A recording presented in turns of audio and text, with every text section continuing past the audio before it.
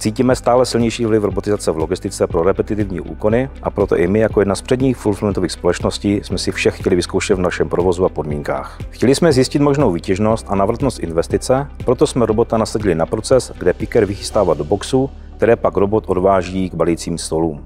Pracovník skladu může teda neustále vychystávat zboží, aniž by ztrácel čas s přesunem k balícímu stolu.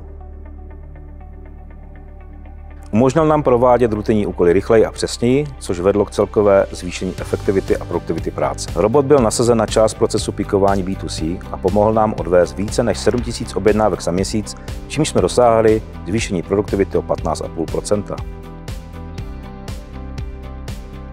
Pracovníci na Karla, jak mu pracovně říkáme, reagovali zpočátku skepticky a moc Karlovi a celkově tomu projektu nevěřili. Jakmile se ale uvedl do provozu, tak si na něj rychle zvykli, pojmenovali ho a ocenili jeho přínos. Přece jim ušetřil spoustu nachozených kilometrů.